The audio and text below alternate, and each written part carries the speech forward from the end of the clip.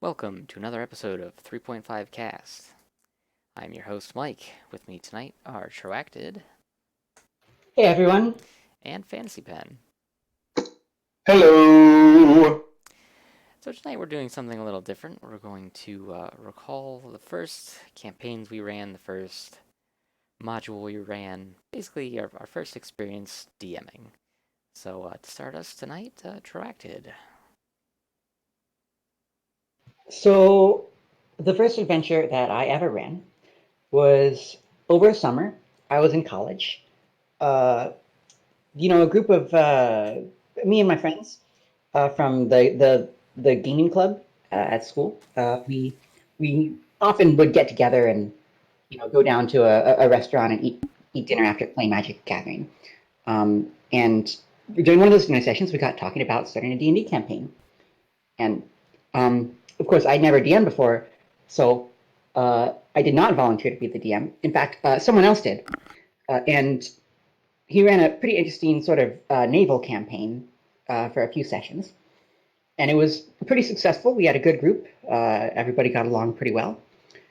And so after it kind of ended, petered off a little bit, we decided to do something similar again. And this time I said, okay, well, I bet I could do that. So I want to try my hand at it. And so I got a module off the internet. Just looked up, free D&D modules and found one that looked pretty good. And it was called Where Madness Dwells by Inner Circle, the publisher. It's a 3.0 campaign. It's actually still available for free on Drive Through RPG. We can put the link in the show notes if anybody's interested. And basically, it's this campaign where there's this town of Niarva, and one of the main features in the town is an asylum. And the asylum is pretty shady. One of the members of the local government is pushing for reform and inspections and stuff, and then he just vanishes one day. The rest of the council suspects that the asylum is somehow responsible, that there's some foul play, so they hire the players to look into it. And so that's where you start out. You meet in a tavern and you get this job. And there's this whole investigation portion where you find out more information, then eventually go into the tavern and explore all the rooms. Every time I've done it, it's been in the dead of night, but it's possible to do it in the day too. Anyway, it turns out it's totally run by evil dudes, and they totally kidnapped the council member. Spoilers. Also, it's run by mind flayers who have been mind controlling all the important people who are running the asylum, and they're like trying to create a portal to go back to their home plane. But then at the very end, the portal goes totally wrong. A big, far round monster, tentacle monster comes out of it, and there's like explosions. There's a whole building blows up. It's a pretty cool finale. Cool. How long ago was that? Oh, I want to say like 7 years would be my guess. Maybe six. Sounds good. Yeah, it was actually a great module. I ended up running it two more times later on. The first time would be one of the first games I ever run on Roll20. Actually, I'll do one that I already ran. So I came back to this module which I knew pretty well from over preparing for my first, my first DMing session. And then later again, I was called upon to run a play-by-post game which had a very colorful cast of characters, I gotta say. And I decided to run this one because it had, cool role playing and exploration bits, and I thought it would lend itself well to a play by post game. I was right, by the way. It was a fantastic game, and maybe I'll put the link to that thread in the show notes too. I've got it here somewhere. The party was uh, a gelatinous cube, a were piglet boxer, a ridiculously naive fairy, and an evil genius, if I'm remembering correctly. The cube, the gelatinous cube died first, right? Actually, yes, the gelatinous cube was the only one who died, and that was in the very end. Failed the reflex save against the explosion when the whole top floor of the building blew. Ah, cubes. They don't have much going for them defensively. Well, this one was also a monk, so that helped a Oh, bit. that's just mean. Oh, paralyzing attacks on every unarmed strike with flurry of blows is definitely a sight to behold when the enemies are not immune to it.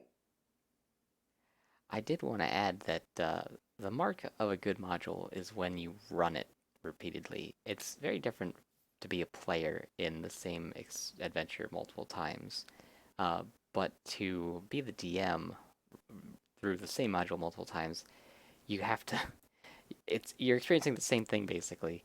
For a player, you can be a totally different character and a different class, different everything. So you can experience it from a different point of view, but the GM is still the GM. So, in my experience, there are certain modules that I know that I would willingly run again, and there's certainly modules that I know I would not willingly run again. So I think that speaks for the module that you're talking about. Well, nowadays and lately, I do a lot of organized play modules, which means you have to use, the ones that are available to program. So I end up running the same module multiple times for a lot of modules. And one of the things I found is that even if the module is not so good to begin with, I start to notice, okay, here's the problems with this module. Next time I run it, I'm going to fix this and make it better. And I think that's one of the skills that I've started to build up as I've DM'd more. I think that that's a great segue for my module that I would like to talk about, which is the world's largest dungeon. And Oh, yes, and the reason why it's such a nice transition into that is because if you're going to run that and well, you have to change so much. Like you have to know, okay, this isn't going to work, that's not going to work, this isn't going to work, that's not going to work, and prepare it ahead of time and make it work. And it was a very interesting experience running it. It wasn't my first. I'll get into my first in a moment, but I had a really good group of people. Over time, it kind of varied from like maybe 4 people at the least to 7 people at the most, players. So that would be 8 with me, and um, it was on Roll 20. The time that I successfully ran it was on Roll 20. I did try in person a few times, didn't go anywhere because you should never ever try to run the world's largest dungeon in person. It's not going to work for so many reasons, which I can't even get into because there's so many reasons. Needless to say, it worked out fairly well on Roll 20 because then the map's there digitally. I just, was able to prepare everything well in advance. It just saved so much work, made everything so much easier for the players to track where they are. Um, but yeah, if you're not familiar with the world's largest dungeon, it's by AEG, and their premise was faulty. That's what made it what it was. Their premise was we're going to use every monster in the monster manual in one dungeon crawl. And at first, if you're new to the game, it's like, oh, that's so cool. Like, all the monsters, we're going to fight all the monsters. And it sounds pretty cool until you do it. And then it's like, wow, this is monotonous garbage. Why are all these monsters here? This makes no sense. And that's what happens. And I remember one of the taglines, like one of the descriptions that they had was like, oh, there's like thousands of miles of passageways or whatever. I forgot the exact number. They had an exact number of how many miles of passageways there are. And that kind of worked against them because the recurring joke that all of us made over and over was, oh, it's hallway simulator time again. Because that's what there are, just endless hallways and hallways, and it's not interesting. But I gave it my love, and I changed a lot. I mean, a lot. Um, I just injected plot and NPCs and motivations and everything, and I turned sections that just had basically nothing going on into places where the PCs actually were very interested in going back to and interacting with people. So I enjoyed it. I would never ever do it again. Never. I would never recommend it. I would never do it again. Um, but how far down did you eventually get, like percentage wise? Percentage wise, I mean, it's so hard to say because just the structure of it, it's basically a big square. It's just a giant square. That's the layout of it. And in theory, if you had a group that actually played through the entire square, you'd be in epic levels, like guaranteed epic levels. More realistically, a complete run of it would probably be maybe like 10 of the 16 squares. I think like 10 to 12 is realistic. And if you went like super fast through it and you just happen to take like the best route to just get the hell out, because you're basically prisoners there, Probably like 5 squares you could do it, I think reasonably. And my people kind of took a weird route through it. And I mean, really, they don't know where they're going, so it's not weird to them. It's just the route they took. But I'd say they went through about 75% of it, and they found an exit, and they kind of had an assumption that they could get out. But because everything is out to kill them there, they were like, if we try to leave there, we're gonna die. So they're like, maybe it's too obvious. We're not gonna leave there. And the game actually ended before we could have a real conclusion due to real life events. But it was That's to be pretty good. expected. I mean, they got up to level 14, Oh, that's so pretty high. yeah. So it was a long. It was over a year. I don't remember how long it was. It was over a year that we were playing it. I've heard of that module. Most of what I've heard is that it's ridiculous and doesn't really work for a variety of reasons. Yeah, and I could go on and on for hours about it, and in like positives and negatives. It's if you look at it as the skeleton of a campaign and you strip it of most of the content, then you can do something with it. Like if you cut out maybe half the encounters and 90% of the traps and 99% of the pointless hallways that don't go anywhere, then you've got something there. But the problem is that's a lot of work to take all that crap out. Ugh. Yeah, one of the criticisms I often have with pre-made modules is when they're just really rough and they make you do a lot of work to fix them. It's like that's not why I get a pre-made module. If I want to do that, I can make my own. You know. Yes, I agree. Fantasy Pen, would you like to bring up your first DM experience? Unlike you two, my first DMing experience was a homebrewed campaign. Up till then, my D&D experience had consisted of, I want to say, a single session of 4th edition, and I still hadn't really grasped that there was a difference. I just knew, okay, D&D's fun. I like it. I'm willing to give it a shot. One of the other players at 4th edition game, which didn't really go anywhere due to the DM being lazy, happened to be my roommate, and we decided to run a game with him, and if you will recall what I said on our first recording, this campaign that I sat down and ran was a zombie apocalypse, to put it in the simplest terms possible.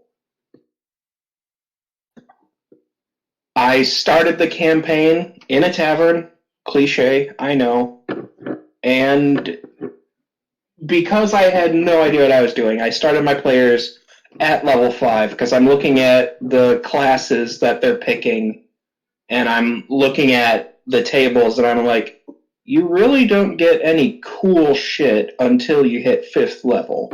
So that's where I'm going to start it. That turned out surprisingly fine. Where things got interesting was I can't quite remember what I opened the campaign off with, but I think their first encounter was a pair of Erinyes that just burst out of the fireplace of the tavern and started wrecking the place. Huh. Surprisingly, my players did fine. I think it's because they were all like half dragons and like half demons and shit like that, because to this day I have a immense affinity for overpowered races and I love using those. And anyways, some exposition happens and they find out that the Erinyes were sent by a necromancer who lived on an island some ways off across a small inland sea. So they get on a boat, they go to the island. I didn't bust out any naval encounters because I didn't realize that could even be a thing yet. And when they land on this island, it's nothing but undead. Literally nothing but undead. I had 50 assorted zombies and skeletons. And I just told my players, and they did. At some point, our necromancer, yes, I was that dummy who allowed a necromancer to play in an undead heavy campaign, got used as a quarterstaff by our fighter. And that got real interesting for a few rounds. The campaign ended about a session or two, about 2 sessions later, when so not really a one shot, but close enough, I guess.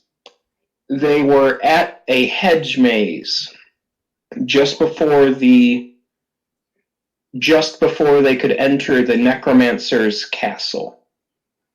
And my roommate goes, "Hey, when we finish this session, I've got an idea."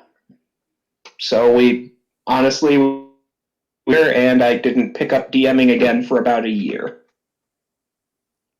How long ago was that? Oh man, I was just out of high school 5 years ago, give or take. Cool. So, I couldn't help but bring this up that you at this point you've probably noticed I pronounce a few words kind of strange, and the Erinyes, uh, I never really knew how to say them. I like to just call them Erinyes because that's how it's spelled. Nope, I don't think I could do that. Actually, this is something where D&D Beyond, the fifth edition online companion source, has helped me a lot because when I don't know how to pronounce the name of a monster, I can look it up in D&D Beyond, and there's like a little pronunciation button that you can click, and it will read you the way it's supposed to be pronounced. Ah, interesting. There are probably some fun ones in there, like the just where the like monsters that look like somebody just smashed their face on a keyboard and went, "Yep, that's good." All the time. Of course, I'm known for playing characters with silly names, it's kind of in my wheelhouse. I would also like to bring up one of the only very, very few memories that I can remember from my first DM experience. So, a little bit of background. This would have been about 15 years ago. Um, so, with my group, I don't remember exactly how my friend introduced us all to it, but one of our friends had the books, and this was original 3.0. This was 2000. Um, so 19 years ago. What am I thinking? Yeah. Uh, that's some terrible math there. Anyway, he had the books, and we all started doing it, and it was fun. And he was gonna be the DM, but in the very first session, he backed out for reasons, and we were like, oh, now we have no DM. Now we can't play. So I was like, well, I want to play, so I'll be the DM now. So that's how I started being the DM. And for the next like 7-ish years, I was the DM. Never player, always DM. And then there was like about a 7-year hiatus where I didn't play D&D. And so this would have been up to, like give or take 2014, 2015, before I started like thinking about it again. And up until that point, I had no internet knowledge of D&D. So it was only over the past few years that I got into like Giant in the Playground and people's opinions on things and whatnot. So that first like 7 years while I was DM, it was just like the core books plus a handful of other ones. So you can imagine how things would progress, uh, you know, a whole lot differently than if you had a whole lot of different opinions and splat books and things. But anyway, the earliest memory I have about actually being the DM was I had the party up against like a tribe of kobolds or goblins, some simple enemy that's easy to fight.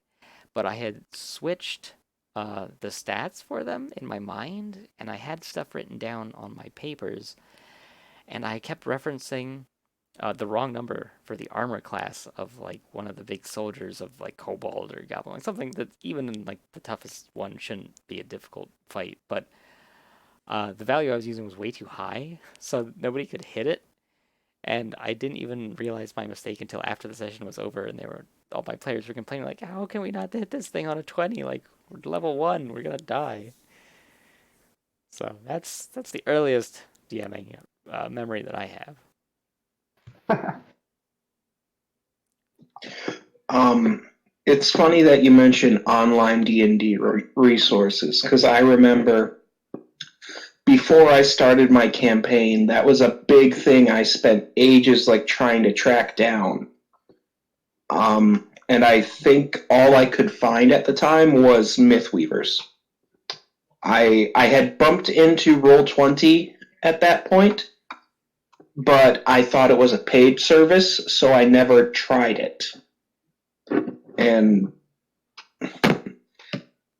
a big reason that I never actually finished that Undead Apocalypse, because it was supposed to be this big thing where I had like 4 or 5 stages planned out, culminating in a battle with a lich riding a Draco-Lich.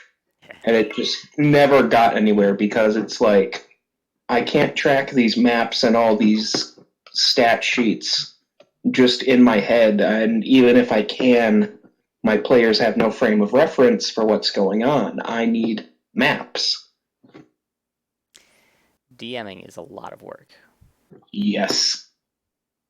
One of the things I like about Roll20 for that is that, even if you don't like actually draw the maps or get real tokens, you can still just use a blank grid and some basic, like Google quality tokens and drop them on there, and you have your reference, right? You can even like draw on it with a little pen tool, like you would with a dry erase or wet erase grid on a table. Yes, I do enjoy using Roll20. It saves me a lot of work as DM, and I would like to think that it helps people, like the players, keep track of their character sheets a little bit easier, just so they don't have eraser marks over and over and over again, like back in the day where we could barely make out what we had written anymore because we erased it so many times. That is one reason I love with Mythweavers so much. Well, Mythweavers is a pretty good online resource. I used Fantasy Grounds back in the day, back in like 04-ish, whatever, and we kind of liked it. But back then we were still having our game in person, so the only time we really used it was when we couldn't like get out for whatever reason. So am sure that it's much different now than it was 15 years ago, but it's just the fact that you have to pay for it, whereas with Roll20 you don't have to pay for it. You can for more things, but I don't pay for Roll20. I find that the base uh, tools are great. If somebody were to, give me a gifted, copy of it so that I could, if my players would band together and pay for me, by all means, I would use all those extra tools to great effect. But no, it's not worth it, in my opinion. Well, I guess I actually have another story from my first campaign. The module that I ran was a one-shot, but I was like, okay, let's make this into a bit of a sandbox thing. And so I allowed my players to explore more of the world, and I kind of just made it up as I went along. The first place that I had them explore was a totally randomly generated dungeon, because I wanted to just try out the random encounter tables in the DMG. I figured, hey, um, apparently these are supposed to be balanced. So in theory, if I have this dungeon that's super chaotic and changes constantly, then I could just drop them in, and roll every time they enter a room and do things. Anyway, it did not work out because the first room they encountered was a dragon, which was way over CR'd for the party. They're like, oh crap, we can't defeat this, we're gonna die. And I was like, oh, no, okay, it's asleep. Yes, it's a sleeping dragon. Yes, you can sneak past it, definitely. Yes, that is a thing that you can do. Nice. So, so they snuck past it, uh, opened the door to the next room, and I rolled for the encounters, and there were uh, about half a dozen shocker lizards. Uh, you know That's those worse than a little. dragon. Yeah, exactly. It's like, okay, you see them, they see you. Roll initiative. So the lizards win initiative. Uh, they do their group shocky attack, and it's like, you know, uh, 50 damage. Yeah. They've all got like 30 HP. So it TPKs the entire party. I would say that was not a successful dungeon crawl, as they didn't beat a single enemy and they died to Pikachu. Yes. Uh, yeah, I have a love-hate relationship with those shocker lizards. I like the art. I think they're really cool in concept, but man, if you actually do what they're supposed to do, they're really dangerous. Yeah, they are not a very fair monster. No. And Well, I mean, you don't mess with Pikachu. That's kind of Yeah, rule that's number one. true. And so that is how I learned the lesson of the easiest way to TPK a party is with uh, reflex saves. I learned that lesson a couple times, several times over my DMing career, and I was like, yeah, this is just the most consistent way to kill players. Get a huge high damage attack, fireball them. If they fail the save, they just die outright. If they pass the save, they got hardly any HP, and then they're mathematically capable of winning. And then, I start coming to the forums, and I'm seeing people say like, "Oh, yeah, the most important saves are, will saves and fortitude saves. Reflex is not so important. You can dump it." I'm like, I don't know about that. They're all important saves. Exactly. So saving throws in general, very important. Uh, Always get that cloak of resistance. It will save your life. Monk's Best Class 2019. 3 good saves, OP.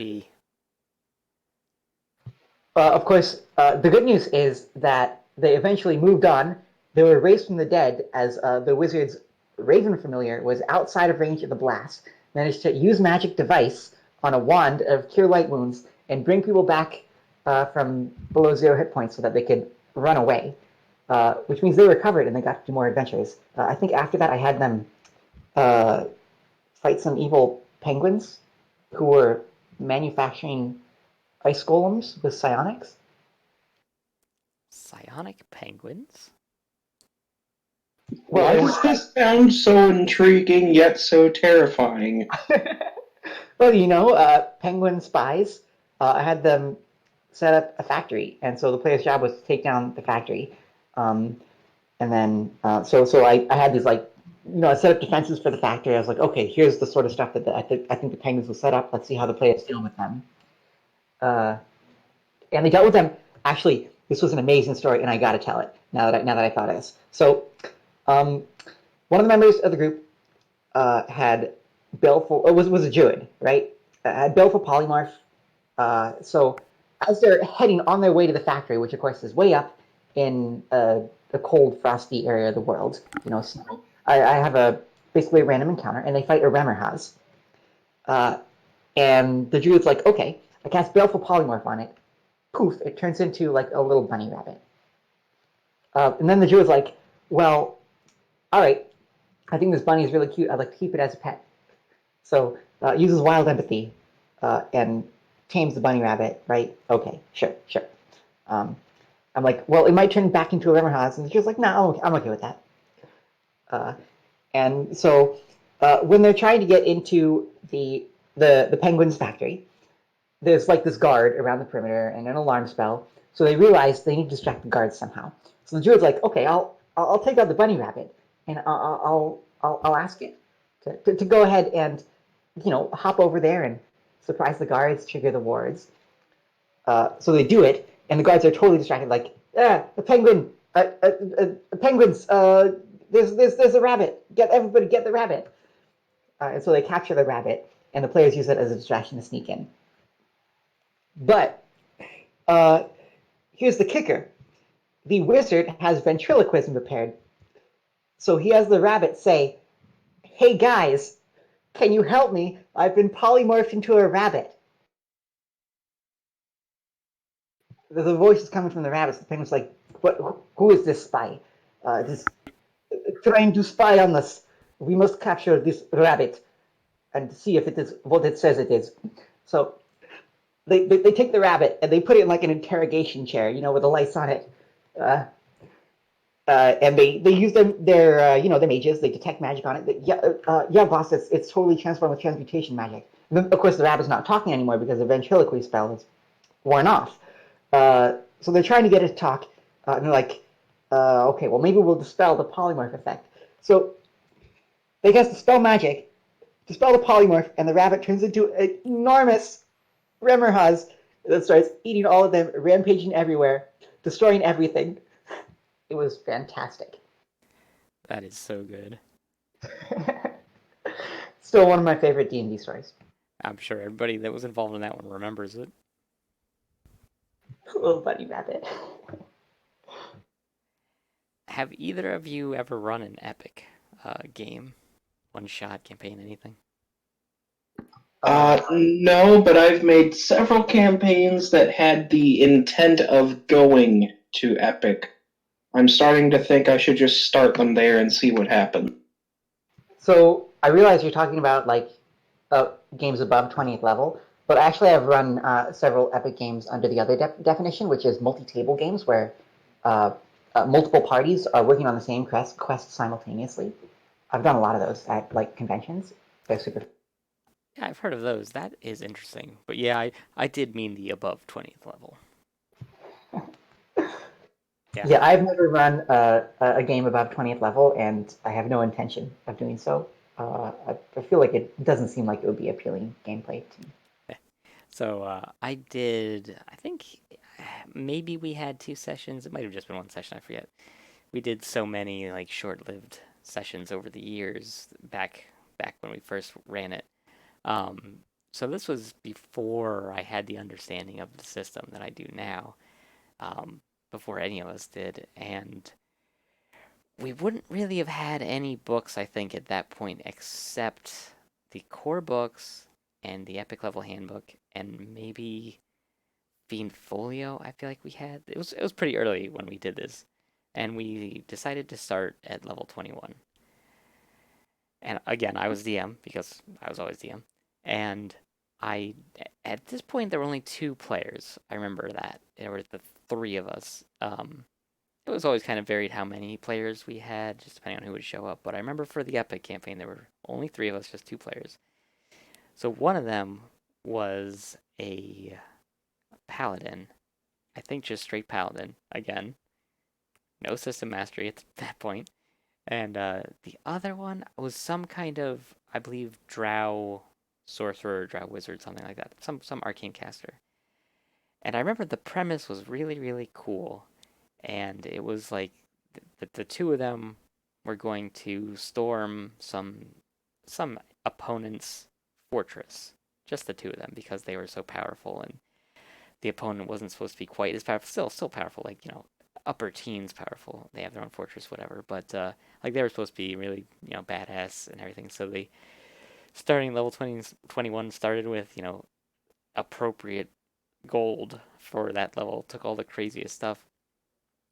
All I remember is that they were flying in, probably on mounts. They had flying mounts of some kind into this fortress, and there were air battles going on, and they landed, and they were fighting all these epic monsters. Except a lot of the epic monsters aren't actually all that challenging, and the paladin had a vorpal blade, and whoever the big opponent was supposed to be, when the paladin attacked him, he rolled 3 20s.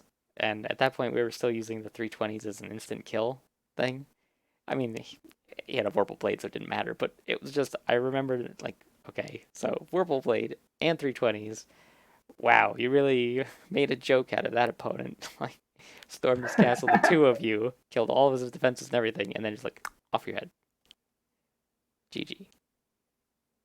Yeah, my experience with high level games, I've run some like level 20 games in fifth edition, and fifth edition isn't nearly as high powered at high levels as 3.5 is, and it's still kind of like ridiculous. It's like nonsense games, where people are just overpowered and it's really hard to balance the combat encounters. Um, I've found it's not the style of play that I enjoy as much as the sort of low mid level, like level 5 games, where you've got some stuff, but you're still a little bit scrappy. And a mind flayer is still a challenging opponent, a beholder is still a challenging opponent, etc. Oh, I have a story for you about beholders, but keep going. Actually, this is one of the things that I liked about fourth edition, which is that they sort of extended that lower mid level experience up from level 1 to 20 instead of like 1 to 10 by doing the heroic and paragon tier. So a nice innovation. I kind of liked it. In fifth edition, they dialed it back a little more, but I think they managed to smooth out the level progression more than 3.5 did. So, um, the level 11 to 16 range in fifth edition is still pretty reasonable.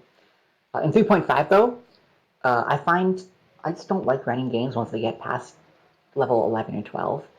It gets a little too high powered, a little too much nonsense, but like not the kind of nonsense where you have to think really hard about what you're doing, more the kind of nonsense where, yeah, you're just overpowered and I have to, like pump up the enemies and then turns into rocket tag. So I tend to play more of the mid-level games. Yeah, that's understandable. I've come to the conclusion that I think most ninth level spells should be epic, and maybe just like slow down all casting progressions, but I have yet to test it. One of the casting rules, the house rules that I've considered using if my games go into higher levels is um, basically like spells above 6th level count as epic spells. And so as you level up to 20, you're still getting 7th, 8th, and 9th level spell slots. But in order to actually use those spells, you have to research them with the epic spellcasting feat at level 21.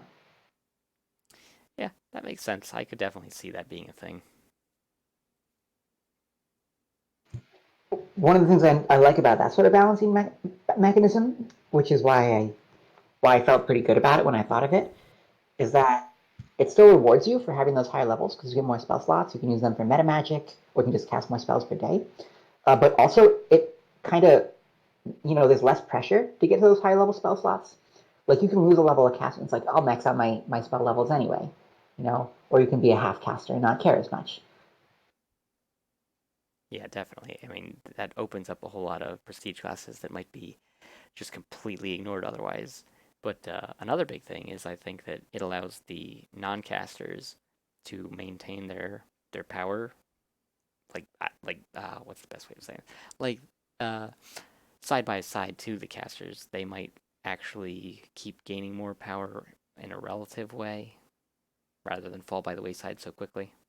No, it's the linear warriors quadratic wizards, so it makes the wizards less quadratic. So Yeah, they still, have that upward curve at the end, but it's like flattened a bit so that it lines up closer with the warriors. That's the intent, anyway. I never actually got to play it, so I don't know if that would have panned out in actual play. that's the first thing that I thought of.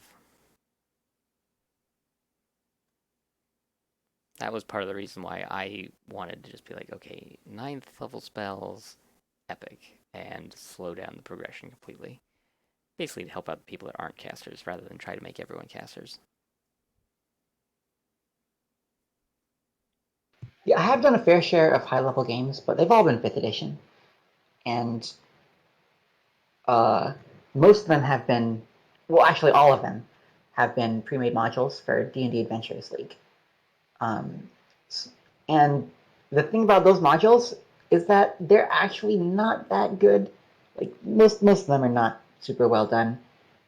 Uh, there's some bits of good story. It's the thing I talked about earlier, where you need so much work to make the module, functional, balanced, etc. That it's like it kind of defeats the purpose of using a pre-made module. Yes, I think that that's the preconceived notion of modules is that it saves you time, but I have found the same thing. Like I use modules, because I don't have the time to write out an interesting, detailed story, and I find that many modules are good with the story, but not so good at making a cohesive campaign. So what I do is I kind of think of any old module as a skeleton of the campaign. I take absolutely as much as I can from it, but I make it my own.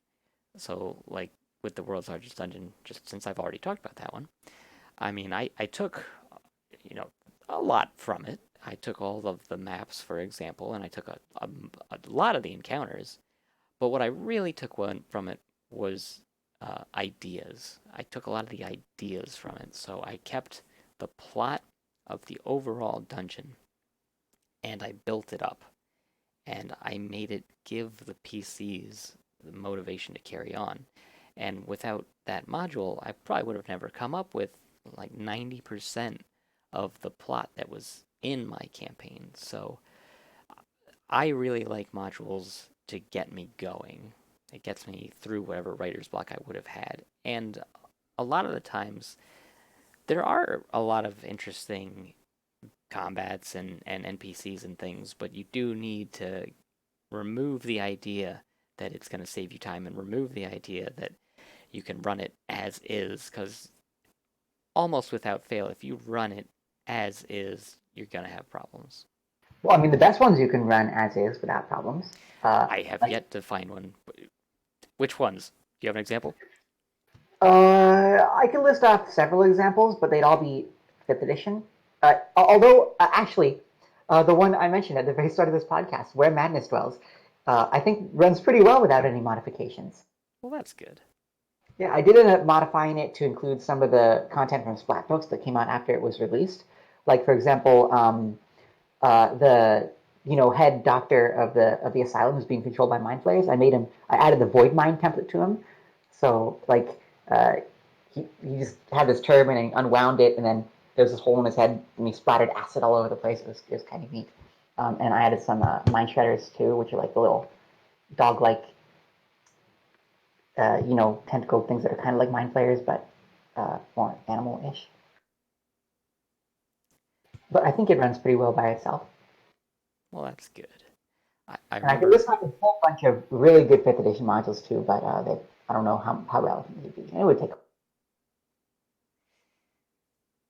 I do remember my roommate in college had the 3rd edition module Return to the Temple of Elemental Evil. And he loved to make fun of it because there was, and I've never run it, so I don't actually know the details of this, but he told me the story so many times. I remember that when he ran it, he got so frustrated with it because like it lacked cohesion, and there was one part where there were scrags, which are aquatic trolls, in a forest, and he was like, "Why is there an aquatic monster in the forest?" He would get so animated though, right? about it. They're at least amphibious, right? Yeah, right. Yeah, we'll go with that. Beholder story. Yes, I remembered.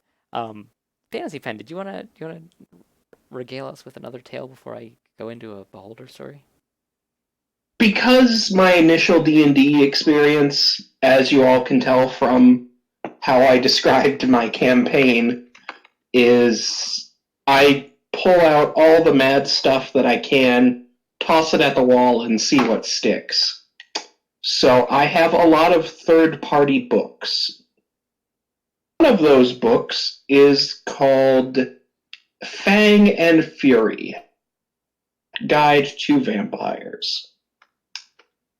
Inside that book, there are multiple vampire variants, including one that is not actually an undead creature, but is instead a monstrous humanoid. So I threw this at my party in the middle of the undead apocalypse, knowing they would mistake it for some kind of undead. And I was definitely correct. They were kind of mad at me for that. Several years later, completely different campaign. One of those campaigns that, as I said, was intended to go into epic levels, but had to stop because of the situation I'm about to describe. I went diving into the older monster manuals. I'm trying to remember if it was Monster Manual 2 or 3, but inside of it, they have these shape-changing monstrous humanoids that look like devils, and they have a scythe as their signature weapon. Protein Scourge, MM3. Yes, Protean Scourge. That is the critter. I had a hive of these creatures tormenting a centaur settlement. My players get wind of it. They are told some rumors, and I try to hint that there's some screwery afoot. And so my players go off. They encounter these creatures, and I describe them as the book says to. And just like in their description, my players mistake them for demons. So, so I started up another campaign sometime later, and this is when I realized I was 3 for 3 on creatures that subvert my players' expectations. In this case, it was I'm trying to remember what the third creature was, because this campaign didn't actually get to go anywhere. Yep, that is a Protean Scourge, Mike. I think it was going to be something like a troll that was healed by fire damage. It was a creature where your first instinct on its weakness was actually something it was immune to. That's just mean. It's classic, is what it is. The bane of metagamers everywhere. Yes, and the sad part is the first 2 times I wasn't really trying to counter any metagamers. It was just, oh, these monsters have a cool gimmick.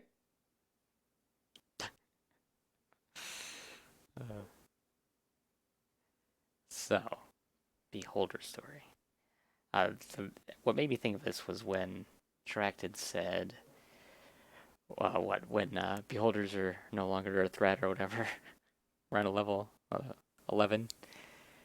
Because currently, my party is level 14, and they are trying to assault a Beholder's lair, and it is not going well for them. They are basically on the verge of being level 15, but because I was afraid that they would like crush him with 8th level spells, I was like, no, it's alright. They can wait to level up. They'll level up after they kill it. And after 2 sessions of like maybe 4-ish hours each, they have yet to damage it. They cannot do it. I have very good traps apparently built. So a little background here is that the beholder's been watching them for a long time, knows all their tricks, like has purposely been keeping tabs on them because he thinks that they're a threat. So of course he has, purposely been preparing over time defenses against them, just as he does any other adventurers that have been a threat in his area, and he's always bested the adventurers. He has their statues like throughout his lair as trophies, like ha ha ha, look at all these adventurers who think they can take me on or whatever. So he's got everything to counter them, and it's kind of like what PhantasyPen just said. Like, I wasn't doing it specifically to be a dick. I was doing it because it's just like that's what he does. That's why he's been so successful for so long. So I was only using like the knowledge that he would have of them up to now. So like, with scrying and everything. which kind of hurt them because they haven't leveled up in so long. I've been doing a slower leveling progression too.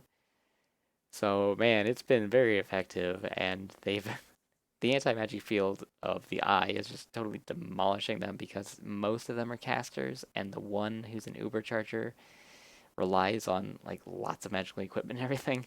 So basically, what I have is what functions in an anti-magic field? Oh, constructs. So he's gonna have golems with him, of course, because he knows like he hates all living things. He's a beholder. Well, constructs aren't living things; they just do his bidding. So he'll have constructs.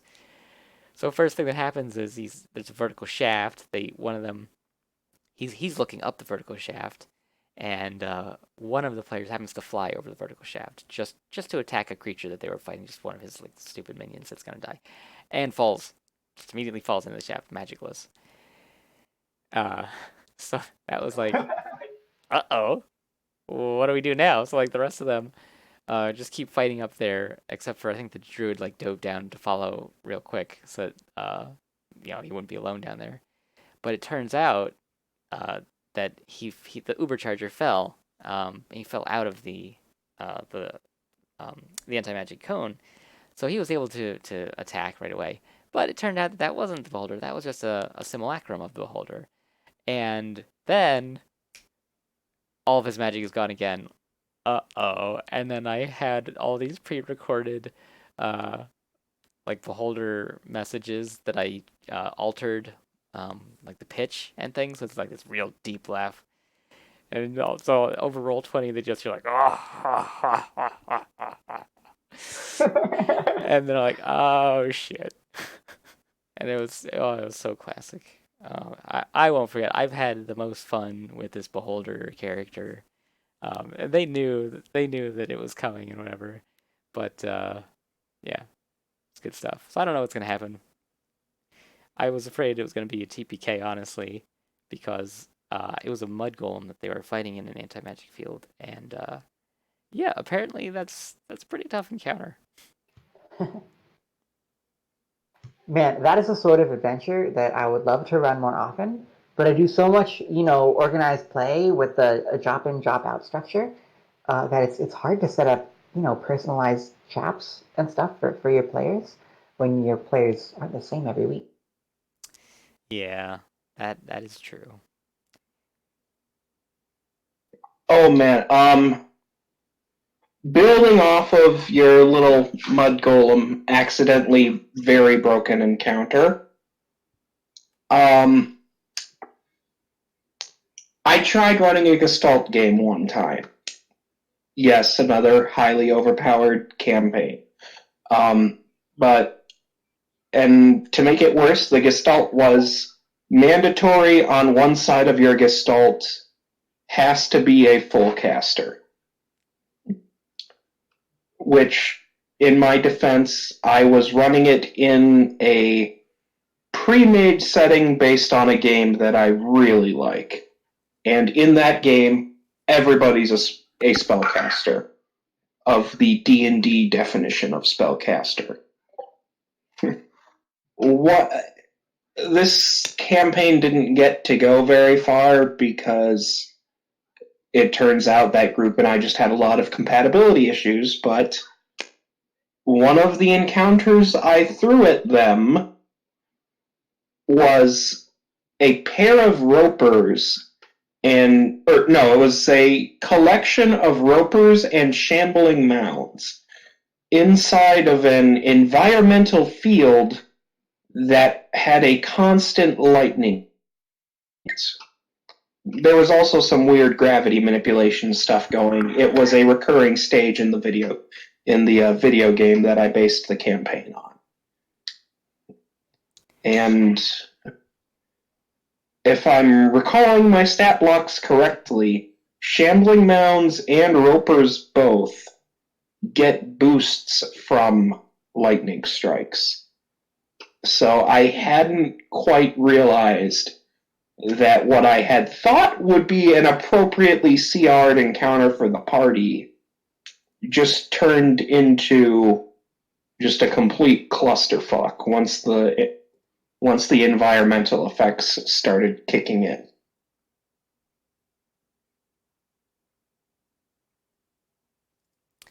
I mean, ropers on their own are beasts. Oh They can man, they can really mess you up. I've gotten some near TPKs with ropers as solo monsters in multiple sessions. No. Forge of Fury, anyone? I Forge of mean, Fury. okay, I mean, like I said, it was a Gestalt campaign.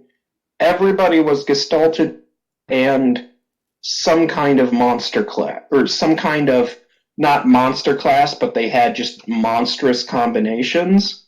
So I figured, hey, these guys can handle it, right? That's how most TPKs start. Yeah, really. I have a great roper story though. Okay, so this was in a dungeon crawl module called Forgotten Traditions. Basically, the players are delving into this ancient, giant, ruined temple underneath a mountain that got like buried by the earth because of. Anyway, uh, one of the possible encounters that they can face is this room where there's just some piercers and some ropers, and there's like 3 ropers because this is for like 8th level characters, so they should be able to handle 3 ropers, right? Oh, So they eighth go in, level? something like that. Oh, Anyway, they go into the room and uh, the ropers just start grabbing them with the tendrils, and one of the characters is a paladin, and he gets caught in the middle of them. And okay, so like one of the ropers grabs him, and then another roper grabs him, and then they just start like playing tug of war with him because I forgot that ropers aren't stationary; they can actually move. So every turn, one of them pulls him towards him, and then the other one pulls him towards that one, and then he just gets getting tugged back and forth. He can't do anything because he's grappled, but because the ropers are like fighting over who gets to eat him, he never actually gets eaten. nice. This was the same module where the whole temple was a wild magic zone, and one of my players was a wild magic. Uh, I don't know. He had the wild magic thing going on, and he rolled like 3 times the one that lowers his age by 1d10, and he ended up a 2-year-old. Oh, Pretty great. I hate wild magic. He started at like 17 years old. Then he rolled. Yeah. Oh, I'm 9 years younger. Okay. Oh, I'm another 7 years younger. Goo goo gaga. Yeah. He totally rolled with it though. Afterwards, Damn. he changed his character icon on Roll20 to Boss Baby from the DreamWorks movie, and he played it up. He started his Phantom Steed turned into like a kid's toy, and his spiritual weapon was a pacifier. It was great. How do you even fix that? I don't know that I've come across magical aging before. You need actually there was a way to fix it. This was a 5th edition game, so there was a potion of longevity, so it reduces your age to a minimum of 13 when you drink it. So if he drank it, it would age him down, but he did the minimum of 13, so it would actually age him back up. Ah, And he had one, or rather, one of the other members of the party had one and offered to give it to him. He was like, no, no thanks. This is too hilarious. I'll keep it. I'm pretty sure this is what Remove Curse and Greater Restoration are for. No, Literally tailor made for this. it's not really a curse. It's yeah. there's no way to reverse it in the rules other than that loop. Weird. All right, so there was our lovely DM experiences early in our careers. So, once again with me tonight was Troacctid. Hey, signing off. Always nice to talk with y'all. And PhantasyPen. Adios, amigos. Until next time.